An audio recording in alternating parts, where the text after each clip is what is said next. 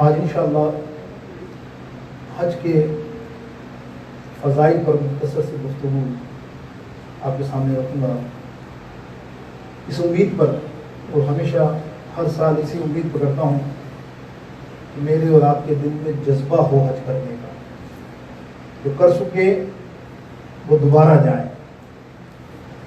چاہے وہ حج بدل کی شکل میں جائیں، اور جو نہیں کر سکے وہ بڑے بد نصیب، وہ سنیں اللہ اور رسول کا فرمان ان کے لیے کیا ہے، قرآن کیا کہتا ہے۔ امید اللہ رب العالمین اپنے کرم سے ہماری گفتگو کو اللہ سن کر سمجھ کر اس پر عمل کی ہمیں توفیق عطا کرنا۔ دوستوں بزرگوں، آیت کریمہ مذکرہ خطبے میں تلاوت کی، اللہ ارشاد فرماتا ہے وَلِلَّهِ عَلَى النَّاسِ حِجُّ الْبَيْتِ مَنِ اسْتَطَاعَ إِلَيْهِ سَبِيلًا۔ اے لوگوں، اللہ کے لیے اللہ کے گھر کی طرف آؤ۔ مفہومی ترجمہ یہ ہے کہ حج کے لیے اللہ کے گھر کی طرف آؤ، اگر تم میں استطاعت ہے، تمہاری حیثیت ایسی ہے، تمہاری طاقت ایسی ہے تو حج ضرور کرو، زندہ کا حکم۔ میرے دوستوں، یہ حج جو عبادت ہے کہ 3 قسمیں ہیں، عبادات کی 3 قسمیں ہیں۔ ایک ہوتی ہے جسمانی، جیسے نماز، مشقت کا کام، نماز میں جسم خرچ ہوتا ہے، جسم کی محنت ہوتی ہے۔ اس طرح زکوٰۃ، وہ مال کا کام ہے، اس میں مال خرچ ہوتا ہے، اور دونوں مل کر جو عبادت ہوتی ہے وہ حج ہے، مال بھی ہو اور مشقت کا اپنے جسمانی طور پہ آپ اس قابل بھی ہوں، تب جا کے آپ انشاءاللہ حج کریں گے۔ اسی لیے فرمایا من استطاع الیہ سبیلا، کہ اگر دونوں استطاعت آپ کے پاس ہے اور آپ حج نہیں کرتے تو اللہ اس کے رسول کا فرمان میرے دوستوں بڑا واضح ہے۔ اللہ کے حبیب علیہ السلام فرماتے ہیں، مشہور حدیث ہے، کہ کوئی استطاعت رکھنے کے باوجود اللہ نے مال دیا، بہانے بنائے، میری بیٹیوں کی شادی، فلانے کی شادی، یہ کیا مانے، جب بیٹی پیدا ہوئی نہیں ہو رہی تھی تو بیٹیوں کی باتیں کرتا تھا، اب ہو گئی تو شادیوں کی باتیں کرتا ہے۔ تیرے پر فرض ہے نا، قبر میں تو نے جواب دینا، اللہ کو تو نے جواب دینا اپنے فرض کی۔ یہ بہانہ نماز میں بھی کر لے، 5 ٹائم نماز کیسے پڑھ سکتا ہوں، بچے گھر پہ اکیلی ہیں، یہ 10 بہانے ہو سکتے ہیں نا، کرنے کو رہے گا۔ اللہ کے یہاں کوئی بہانہ نہیں چلتا، اللہ جانتا ہے۔ یہ حج کا دوسرا معاملہ، یہ تیرے بچوں کی شادی کے، یہ اللہ جانتا ہے، اللہ پورا کرے گا، توکل کر انشاءاللہ۔ پہلے تیرے پاس کیا تھا جو آج تو نے یہ بات کر لی کہ میں جمع کر رہا ہوں، میں حج اس لیے نہیں کرا۔ حج اس کو کرنا لازمی ہے، بہانہ کوئی نہیں ہے اسلام میں۔ پھر فرمایا من استطاع، اللہ فرماتا اس کی استطاعت، اللہ کے نبی علیہ السلام فرمایا، اللہ فرماتا اس کی استطاعت ہے، جسم بھی اچھا ہے، گھر کی کفالت بھی کر لے گا اس دنوں، 40 دن 45 دن 50 دن 1 مہینہ حج کے دوران جب وہ جائے گا، اور گھر والوں کی کفالت بھی کر سکتا ہے، پھر بھی حج پہ نہ جائے، اگر وہ اس کے بعد اگر وہ مر گیا، چاہے وہ نصرانی مرے چاہے یہودی مرے، اللہ کو اس کی کوئی پرواہ نہیں۔ قرآن کہتا ولا کفر فض اعلان، وہ کافر ہو کے مرا۔ اندازہ کیجیے، ایک حج نہ کرنا جو آج کل ہمارے لوگ، بہت سے نادان لوگ، ابھی کر لوں گا، اگلے سال کر لوں گا، اگلے سال کرتے کرتے کتنے لوگ مر گئے، کچھ کسی غم میں، کسی ڈر سے کہ کیسے چلیں گے، کیسے ہوگا، وہاں کیا ہوگا۔ ارے آپ اللہ کے مہمان ہوتے ہیں، وہاں اللہ کے مہمان ہوتے ہیں۔ اللہ فرماتا ہے یہ میرے مہمان ہیں۔ کیسی کیسی وعیدیں، کیسی کیسی، سبحان اللہ۔ اللہ کے حبیب نے ارشادات فرمائے حج کے لیے، جو آپ سنیں گے کہ ابھی آپ نے ایک ارشاد پچھلی دفعہ میں نے بیان کیا تھا کہ اللہ کے حبیب علیہ السلام فرماتے ہیں ایسا ہوتا ہے جیسے ماں کے پیٹ سے ابھی پیدا ہوا حج کرنے کے بعد بندہ۔ یا کیسی بات ہے، نہ یہ مطلقاً فرمایا شرابی کے لیے، نہ فرمایا زانی کے لیے، نہ فرمایا بڑے گناہ گار چھوٹے گناہ گار، نہ نمازی کے لیے۔ نہیں، جو نماز پڑھے گا اس کا یہ مان نہیں، مطلقاً سب کے لیے۔ جس نے حج کر لیا، حج مبرور اللہ کے ساتھ، اللہ رسول اللہ رب العالمین اللہ کے ساتھ اس نے حج کیا، خلوص کے ساتھ حج کے سارے ارکان ادا کر لیے۔ جب حج وہ کر چکا، اللہ رب العالمین جل شان اس کو ایسا کر دیتا ہے جیسے ماں کے پیٹ سے پیدا ہوا، سارے گناہ معاف۔ آپ سنیں گے حدیث، یہ بڑی مشہور حدیث ہے، اس میں میں کلام کروں گا تو آپ سمجھیں گے کتنے کتنے گناہ کہاں معاف ہو رہے ہیں۔ اندازہ کیجیے میرے دوستوں، جب یہ آیت کریمہ نازل ہوئی تو صحابہ کرام نے عرض کی یا رسول اللہ صلی اللہ علیہ وسلم، ایک صحابی اٹھے، یا رسول اللہ صلی اللہ علیہ وسلم کیا حج اس آیت کے ہر سال فرض ہے. حضور پرنور سید عالم صلی اللہ تعالیٰ علیہ وسلم نے خاموشی اختیار کی. پھر وہ کھڑا ہوا, یا رسول اللہ جیسا آپ نے فرمایا کہ ہم سب پر حج فرض ہے تو کیا ہر سال ہمیں حج کرنا ہوگا؟ حضور پرنور سید عالم صلی اللہ تعالیٰ علیہ وسلم پھر خاموش رہے.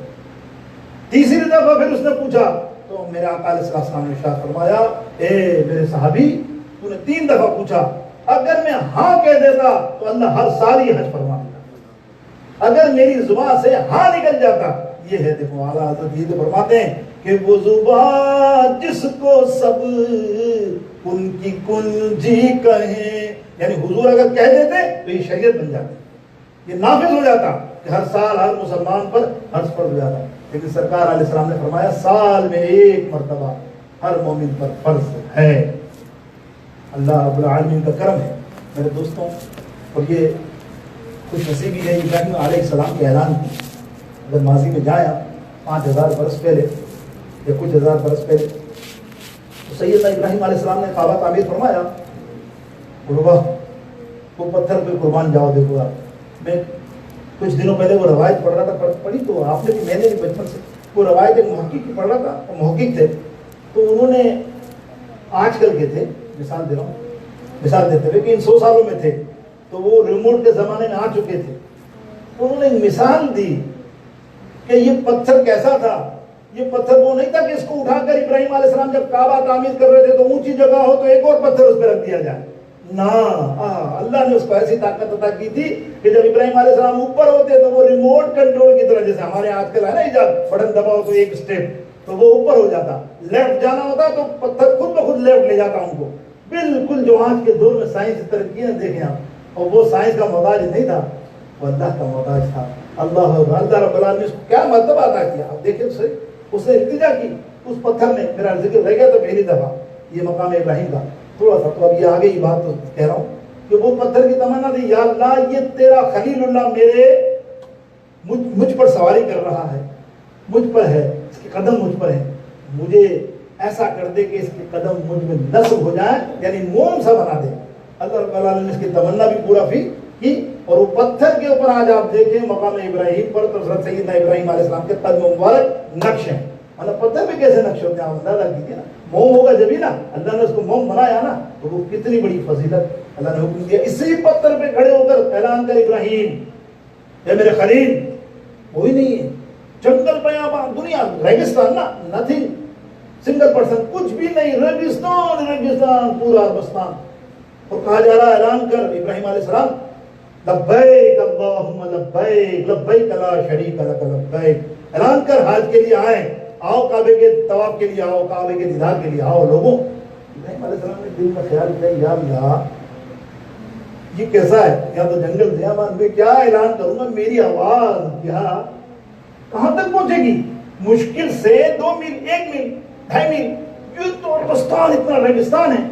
اللہ نے فرمایا ابراہیم جو تو سوچ رہا ہے اس کو چھوڑ, تو آواز تو لگا, پھر دیکھ لو کس طرح محبت کے ساتھ مقناطیس کی طرح سمٹتے ہوئے اس دربار میں آئیں گے, اس بیت اللہ کے اندر آئیں گے. تو دیکھنا اور دیکھے گا, تیرے نام لیں گے یہاں کے, اور تیرے قدم کے اوپر آ کر نمازیں بھی پڑھیں گے. اور سبحان اللہ, دیکھیے آپ حدیث محدثین امام بہقی علیہ رحمۃ اللہ فرماتے ہیں کہ جب آواز لگائی, اعلان کیا نا, تو تمام آنے والی روحیں جو اس وقت زندہ تھے اور آنے والی قیامت تک, جو ماں کے پیٹ میں بھی نہیں اور جو ماں کے پیٹ میں بھی نہیں تھے, اور جو ارواحیں تھیں, ان سب نے ابراہیم علیہ السلام کی آواز پر کہا لبیک اللہم لبیک اللہ اکبر. حضور علیہ السلام فرماتے ہیں جس نے لبیک کہا اللہ تعالیٰ اس کو حج کی سعادت زندگی میں ضرور عطا فرمائے گا. اندازہ کیجیے, کسی نے 1 دفعہ کہا, کسی نے 100 دفعہ کہا تو 100 حج کرے گا, کسی نے 5 دفعہ کہا 5 دفعہ حج کرے گا. سے بد نصیب ایسے ہوں گے جنہوں نے کہا نہیں ہوگا, ان کی روحوں نے اللہ لبیک کہا ہی نہیں ہوگا, تو حضور علیہ السلام فرماتے ہیں وہ بد نصیب ایسے ہی مر جائیں گے بغیر. اور آج آپ اپنے اطراف بہت سارے لوگوں کو دیکھتے ہیں, کروڑ پتی ہیں, ملٹی ملین ہیں, ٹائم ہی نہیں کرتے کرتے آپ نے اطلاع ہارٹ اٹیک ہوا, مر گیا. اے کتنا بڑا قرضہ میں نا, ولا کفارا, یا اللہ کا فرمان ہے وہ کافر مرا, وہ یہودی نصارا مرا, مجھے پرواہ نہیں, اللہ بے پرواہ ہے. اللہ کو ان چیزوں کی پرواہ نہیں, اللہ نے حکم دیا اس پہ ہمیں تعمیل کرنی ہے. تو میرے دوستوں بزرگوں, یہ مختصر سا میں نے آپ کے سامنے جو ہے پس منظر بتایا آپ کو. آئیے نیکیاں دیکھتے ہیں. جو ماں کے پیٹ سے اگر اللہ رب العالمین اللہ کے حبیب علیہ السلام ارشاد فرماتے ہیں اور اللہ کا ارشاد ہے تو وہ کیسے ہے؟ کعبے کے اندر، مکے کے اندر، حرم اطراف میں، یعنی مکے شریف میں ایک نیکی 1,00,000 نیکیوں کے برابر. یہ تو آپ کے علم میں آپ اندازہ کیجیے 1,00,000 نیکیوں کے علم برابر. اور کیا خوب ہے جب پہلی دفعہ آپ کعبے شریف میں داخل ہو اور آپ کی نظر پڑ جائے کعبے شریف پر، پہلی بغیر پلک جھپکائے. میرے آقا علیہ السلام فرماتے ہیں صرف وہ جائے، اس کی نظر پڑے کعبے میں، اور اس کی پلک اگر اس کو روکنے کی استطاعت ہے، طاقت ہے، 1 منٹ 2 منٹ 3 منٹ جتنی دعائیں مانگے اللہ اس کی ہر دعا کو قبول کرتا ہے. واہ وہ لمحہ آپ اندازہ کیجیے پہلی دفعہ جب کعبہ سامنے ہو. میں اور آپ ہم بھی کئی دفعہ گئے، بڑی کوشش کی. آپ پہلی دفعہ ہم جب گئے تھے تو نوجوانی میں تھے نا، تو سب کی کتابیں پڑھ کے اتنی ساری دعا لکھ لی. ارے یار یہ بھی آپ کو دنیا کی دعائیں تھیں. معذرت کے ساتھ آپ سنا کیا پول کھولو، معذرت کے ساتھ لا علمی میں صحیح ہوتا دنیا کی دعائیں پڑی ہو جائے، یہ ہو جائے، وہ ہو جائے، یہ ہو جائے، وہ ہو جائے، سب کر کے. ہاں اب جیسے کھولے گا میں آپ کو یوں رکھوں گا. پریکٹس بھی شروع کر دی، کھلی رکھیں گے، آپ یقین کریں گے کعبہ شریف کا جلال. اللہ اکبر. اس گھڑی اگر آپ آنکھ کھولو نا، آپ کو ہوش ہی نہیں رہے گا میں کہاں ہوں. آنکھ کھلتے ہی سب دعا بھول جاتے ہو. جب پلک جھپکی تو پھر خیال آیا یا اللہ دعا تو مانگنا ہی بھول گیا. آپ آزما کے دیکھ لیجیے گا، آپ آزما کے دیکھ لیجیے. علامہ مفتی احمد یار خان صاحب نائینی بڑے مفتی ہیں، خلیفہ اعلی حضرت، تو اپنی کتاب میں تمام محققوں کا ایک نچوڑ پیش کرتے ہیں. دیکھیں کتنی خوبصورت بات. کیوں ان کے علم میں کہ یہ ہوتا ہے. کعبہ ہے ایسی جگہ، وہ پتہ ہے مصروف ہونے، وہ ایسا تلسماتی جگہ ہے کہ بندے کو ہوش ہی نہیں رہتا کیا دعا مانگے. یار اس بڑی اس جگہ کے بس آ گیا ہوں، یہ بڑی بات ہے. وہ اس کو ہوش نہیں دیتا، وہ دعا بھی بھول جاتا، بولتا ہے تو غلط دعائیں نکل جاتی ہیں. نہیں نکل سکتی، نکلتی ہوگی کسی کی. تو انہوں نے ایک بڑا فارمولہ اچھا دیا. دیکھو بندو، میجورٹی میں تو لوگوں کی دعائیں بھول جاتی ہیں. وہ کہتے جب کعبے پر پہلی نظر پڑے نا آپ کی، کچھ نہیں مانگو، یہ کہہ دو اے اللہ مختصر کر کے، اے اللہ میں تیرے اس گھر میں آیا ہوں، اب میں جب بھی اس گھر میں آؤں میری ہر دعا کو قبول کرنا. مثال کے طور پر آپ 30 دن رہیں گے، 20 دن رہیں گے حج میں، تو عمرے میں بھی 1 دن میں تو 1 گھنٹے میں چلے جائیں گے. اب یہاں تو آپ کی دعا رد بھی ہوگی نا، اور وہ دعا قبول ہو گئی. آپ جب بھی کعبے میں آؤ گے جو بھی دعا مانگو، ماں باپ کے لیے، بچوں کے لیے، دین کے لیے، دنیا کے لیے، آخرت کے لیے دعائیں مانگتے جاؤ نا، انشاءاللہ اللہ کا وعدہ، حضور علیہ السلام کا فرمان ہے، وہ ضرور و ضرور پورا ہوگا. میرے دوستوں بزرگوں، آئیے اس حدیث کی طرف چلتے ہیں. مختصر بڑی خوبصورت حدیث ہے. یہ حدیث مانگتی ہے 1 گھنٹہ 1.5 گھنٹہ، لیکن میں 10 منٹ کے اندر کوشش کروں گا، بہت کوشش کروں گا مختصر کر کے، معذرت کے ساتھ ہر جگہ کا نہیں کہوں گا، لیکن آپ کو لگے گا کہ حج ہے کیا. آپ کے دل میں بس جذبہ ہونا چاہیے، جانا ہے. بس اگلے سال میں نے اور تم ہم سب نے نیت کرنی.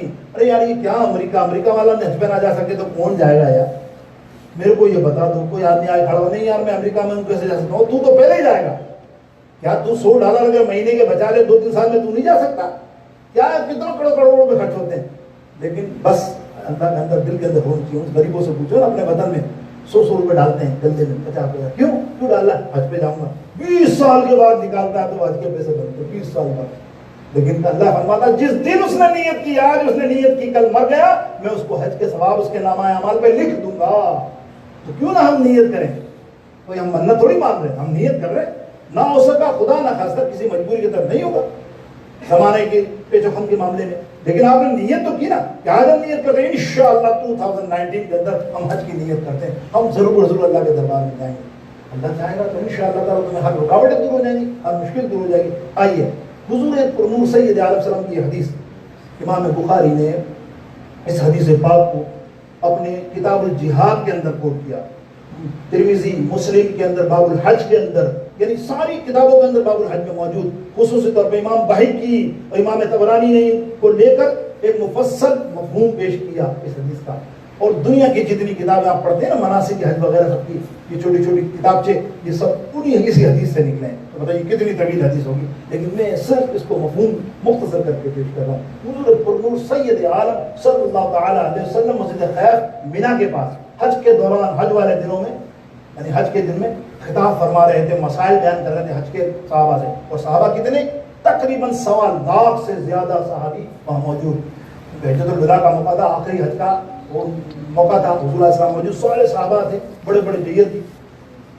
سرکار علیہ السلام نے اپنا خطاب ختم کیا تو سوالات کا جب دور آیا تو ایک صحابی نے ہاتھ اٹھایا انصاری میں، کہیں دو آتا ہے، یا رسول اللہ اسألوک یا رسول اللہ اسألوک یا رسول اللہ. حضور پرمو سید علیہ وسلم نے دیکھا، فرمایا اے صحابی کھڑا ہو، کیا چاہتا ہے؟ یا رسول اللہ سوال کرنا چاہتا ہوں. حضور علیہ السلام نے مسکرایا. دیکھیا آج وہ کہتے ہیں یا ایھا النبی کے معنی ہی نہیں ہے. یا ایھا النبی کے معنی ہیں غیب کی خبریں دینے والا، اخبر مخبر اس کو کہتے ہیں، غیب کی خبر دینے والا. غیب اللہ نے بتایا بالکل بے شک، اسی کو کہیں گے میسنجر. میسنجر بھی انگلش میں بھی آپ اٹھا کے دیکھ لو کہ نبی کے معنی کیا، وہ یہی ہے. نیوز کس کو کہتے ہو آپ؟ نیوز کے معنی کیا؟ خبر. اور خبر وہ نیوز والا تو دیتا جو اس کو پتا ہوتی ہے، یعنی جو ابھی ہو گئی ہے، کل یہاں ایکسیڈنٹ ہو گیا وہ خبر دے گا، فلانا ایکسیڈنٹ ہو گیا، وہ فلانا پریزیڈنٹ مر گیا، فلانا وہ ہو گیا، وہ یہی دے گا نا خبر. لیکن یہاں نبی علیہ السلام نبی جو ہوگا وہ بات کی بھی خبر دے گا اور پہلے کی بھی خبر دے گا. آپ قرآن اٹھا کے دیکھ لو، وَاتَّخِذُوا وَذَكَرَا وَذَكِرُوا وَذُكُرُوا، کیا مقصد ہے؟ اے محمد صلی اللہ علیہ وسلم، اے نبی، تم کو نہیں پتا وہ ابراہیم علیہ السلام نے کیا کیا تھا؟ قرآن اٹھائیے نا، اگر آپ تفسیر پڑھتے تو سمجھیے کیا کہتا ہے قرآن. اے محبوب آپ کو نہیں پتا آدم علیہ السلام جب پیدا ہوئے تو کیا ہوا تھا؟ اس کا مقصد شاہد میرا نبی ہے نا، اور موجود تھا نا وہ بندہ. تو جبھی تو میں پوچھ رہا ہوں اظہر بھائی، پچھلے جمعہ آپ آئے تھے، لائٹ چلی گئی تھی. اگر اظہر بھائی آئے نہیں ہوں گے تو کہیں گے نہیں بھائی میں تو نہیں آیا تھا. اللہ پوچھ رہا اپنے نبی سے، وَاتَّخِذُوا وَذَكَرُوا وَذَكَرُوا، بار بار ہے. محبوب یاد ہے تم کو وہ زمانہ عیسیٰ علیہ السلام کا؟ یاد ہے فلانے کا زمانہ؟ یا کہاں یہ علم ہے بھائی؟ قرآن پڑھو سمجھو، خدا کے لیے گمراہی کی طرف مت جاؤ. کسی کی طرف تو نہیں ہے، کسی طرف اشارہ نہیں ہے ہمارا. ہم تو صرف صاف صاف بات کر رہے ہیں. آپ اس کا ہمیں مفہوم بتا دو کہ نبی کا معنی کیا ہے. کیوں نہیں خالی جگہ چھوڑی آپ نے؟ سارے اٹھا کے تفسیر اٹھا کے دیکھو، جتنی تفسیر ہیں، چاہے اشرف تھانوی ہو، کسی کی اٹھا کے دیکھو، سب خالی جگہ. یار نبی کے معنی نہیں، یا کے معنی ہیں. اے نبی کے معنی لیں اٹھاؤ. الحمدللہ اعلیٰ حضرت کا ترجمہ اٹھاؤ نا، کنز ایمان شریف تو آؤ نا، چیلنج کرو نا اس پہ جو انہوں نے کہ آج تک کوئی نہیں کر سکا. کہ غیب کی خبریں دینے والے کس لیے؟ اللہ کے بتائے سے. ایسا نہیں کہ خود سے غیب ہے، اللہ نے غیب کی چیزیں انہیں بتائی ہیں. کیوں نہیں بتائیں؟ آدم علیہ السلام کو جب علم دیا سارے عالم کا، ساری زبانوں کا، تو یہ تو اللہ حبیب علیہ السلام ہے. تو دوستوں سنیے، آقا علیہ السلام نے فرمایا صحابی تیرا سوال کیا میں ایک بات تجھ سے پوچھوں؟ میرے نبی پوچھ رہے.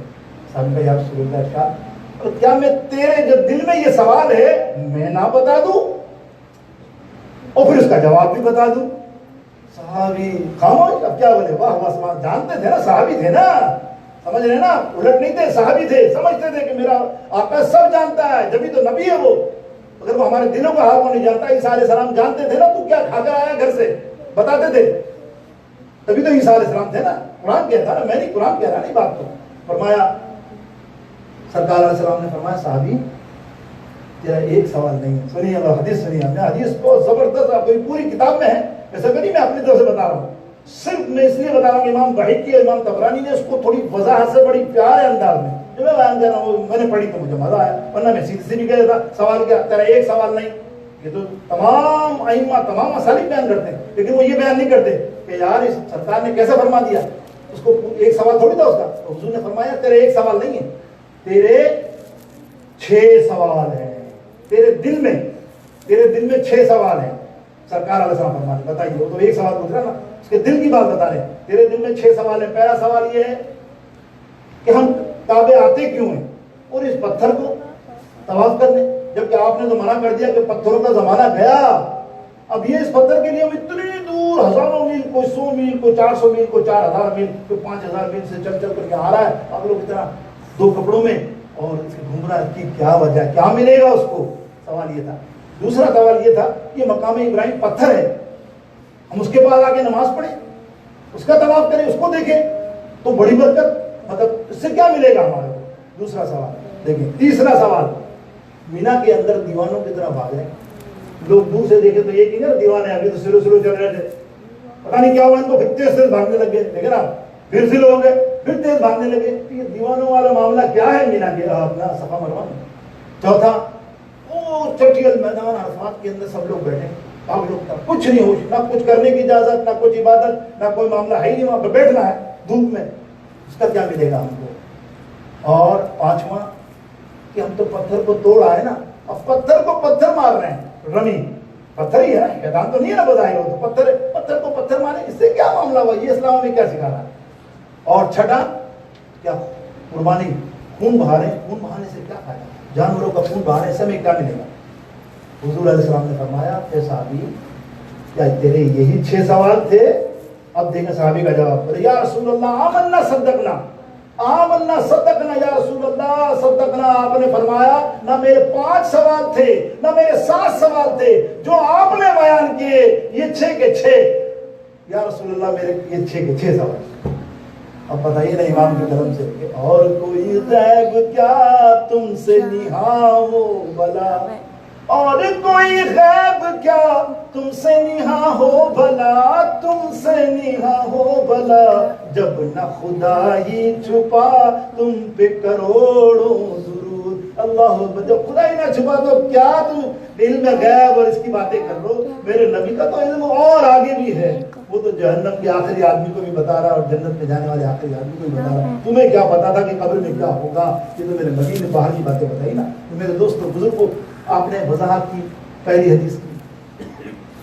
دیکھو جب بندہ گھر سے نکلتا ہے، پہلا نقطہ، پہلا گھر سے نکلتا ہے صحابی، تو کیا ہوتا ہے جب پہلا قدم گھر سے نکالتا ہے حج کی نیت کے لیے نکلا، چاہے آپ ٹرین میں نکلیں فلائٹ میں نکلیں، وہ اپنے آپ سے مائلج سے ایوریج کر لیجیے گا۔ اس زمانے میں پیدل حج زیادہ فضیلت والا آج بھی ہے، اور اونٹ پر شام ہوتا تھا۔ وہ جب پہلا قدم نکالتا ہے بندہ، اللہ رب العالمین اس قدم کے بدلے اس کو ایک نیکی اور ایک گناہ اس کا معاف کرتا ہے۔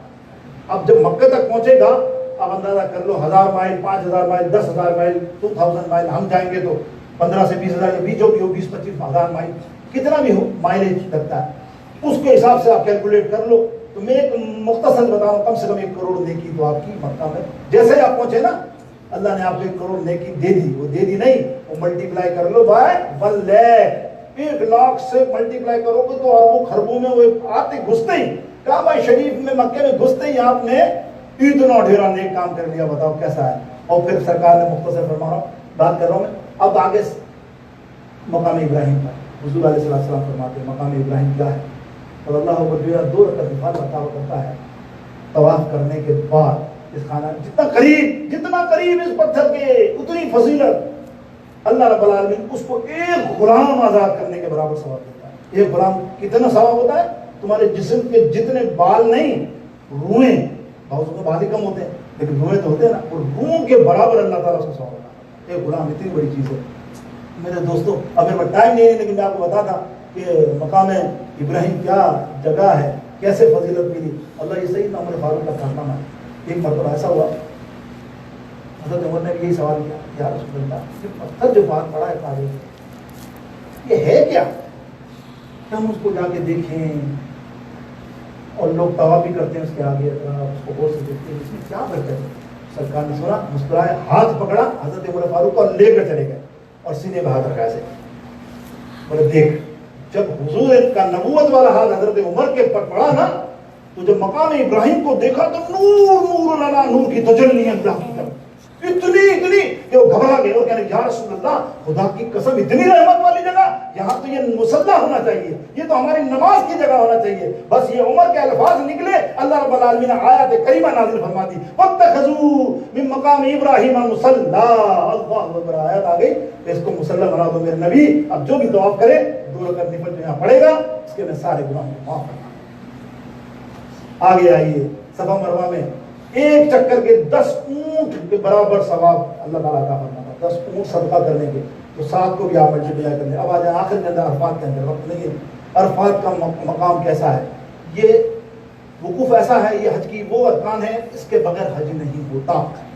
کوئی یہ کہے کہ میں سارے ارکان ادا کر کے حج عرفات میں نہیں گیا تو اس کا حج نہیں ہوگا۔ ایک لمحے، کچھ لمحے کے لیے بھی اس سرزمین پر عرفات میں قدم رکھنا لازمی ہے، چاہے وہ گزر جائے یا سوتے ہوئے گزرے تبھی اس کا حج ہوگا۔ اور وہاں دیکھتے بڑے بڑے بادشاہ بیٹھے ہوتے ہیں، اللہ زمین آسمان پر آ جاتا ہے۔ مراد یہ بالکل قریب عرفات والوں کے، جو میں نے کل پڑھی اس دفعہ دعا بتائی تھی نا آپ کو، کہ میں دعا بتاؤں گا، آپ بھی حاجیوں کو ضرور بولیے گا جو آپ کے دوست احباب ہیں، یار عرفات کے میدان میں تو یار ہمارے لیے، ہمارے ماں باپ کے لیے، بھائیوں کے لیے، سب کے لیے، مسلمانوں کے لیے دعا کرنا، یہ ضرور التجا کے لیے یہ وظیفہ ہے۔ وہ کیا ہے؟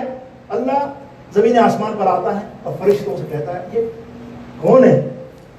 بولے یا رسول اللہ تیری بارگاہ اقدس میں آئے ہیں، یہ حاجی ہیں، ایسے بیٹھے تو یا ان میں کوئی بادشاہ بھی ہے इनमें कोई वजीर भी है क्या? बोला हाँ, ये बादशाह भी है, इनमें वजीर भी है, मिनिस्टर भी है, ईमानदार भी है, गरीब भी है, अमीर भी है। अरे अल्लाह फरमाता है, अल्लाह तो जानता है कि क्या सब एक जैसे बैठे हैं?